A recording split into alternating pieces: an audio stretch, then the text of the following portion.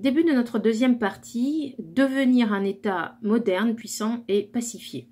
Alors, pourquoi pacifié? Eh bien, c'est notre petit 1, eh bien, parce que le Royaume de France va être concerné et touché par les guerres de religion qui commencent en 1562. Nous l'avons vu, en 1517 naît le protestantisme. Et même si la France demeure un grand pays catholique, eh bien le protestantisme est présent en France et va provoquer des tensions que les rois Charles IX et Henri III ne parviennent pas à juguler. La Ligue catholique, notamment, qui est dominée par le duc de Guise, refuse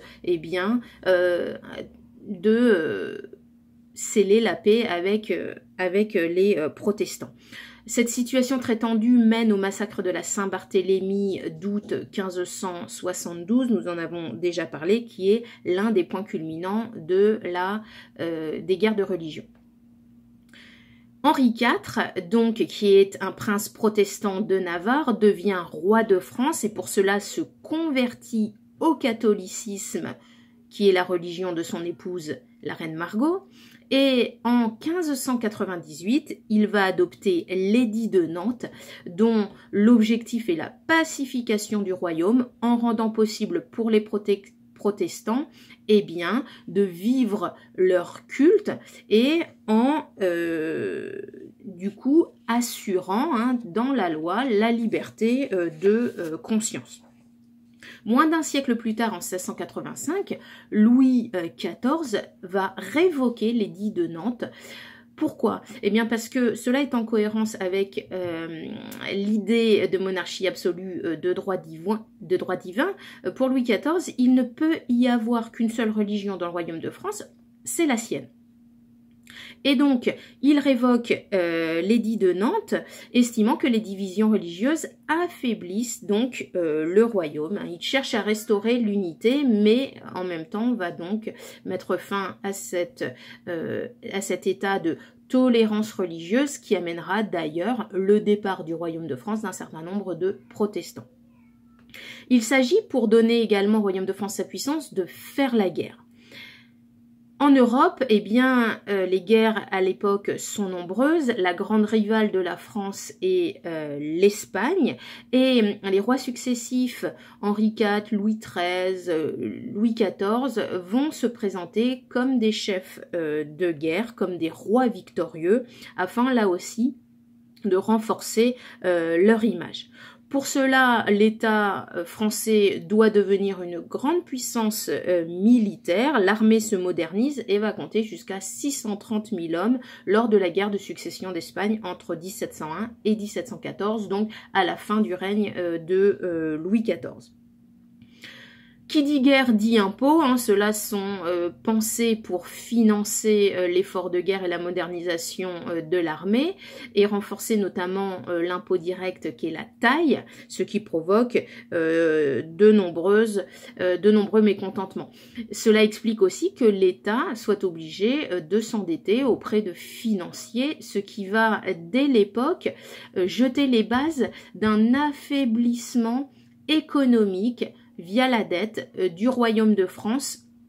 Et cet endettement va constituer un boulet, si vous voulez, pour l'économie française jusque à la fin de ce XVIIIe siècle, avec qui aboutira à la Révolution française.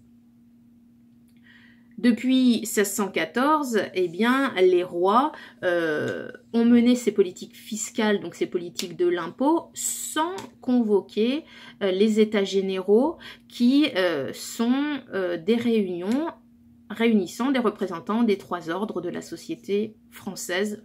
On en reparlera donc en début de première avec cette Révolution française qui éclatera.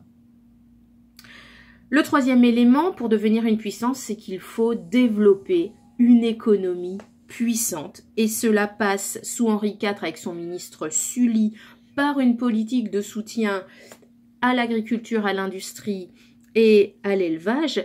Mais ce qu'il est pour vous ici important de retenir, et c'est un des points de passage, c'est la politique mercantiliste de Jean-Baptiste Colbert. Alors, c'est une théorie économique, il faut la connaître, il faut connaître par cœur la définition de ce qu'est le mercantilisme. C'est une doctrine qui fait que l'État doit intervenir dans l'économie en faisant en sorte de détenir un stock d'or et d'argent qui soit le plus important possible. Donc on fait venir sur le territoire français tout l'or et l'argent possible, en évitant aussi que cet or et cet argent sortent du territoire. Et l'on cherche à limiter les importations en renforçant la production. De même, on met en place des manufactures comme la manufacture des Gobelins afin de pouvoir exporter un certain nombre de produits. Le mercantilisme va donc avec une certaine souveraineté économique pour le royaume de France. Et puis Colbert va également être à l'origine de la création de compagnies de commerce. On est dans une forme nouvelle finalement de mondialisation avec la création de compagnies de commerce et donc la Compagnie des Indes orientales qui va avoir le monopole du commerce avec les Indes orientales, c'est-à-dire avec l'Asie notamment. Ça tombe bien puisque la France, je le disais plus tôt, a des comptoirs qui sont des comptoirs commerciaux, notamment avec l'Inde, et en particulier Pondichéry. Et tous ces éléments, donc pacification du royaume, mise en place d'une puissance militaire et mise en place d'une puissance économique sont supposés, donc encore une fois, renforcer le royaume de France et asseoir sa puissance. Voilà la fin de la deuxième partie et on va se retrouver tout de suite pour la troisième et dernière partie de ce cours.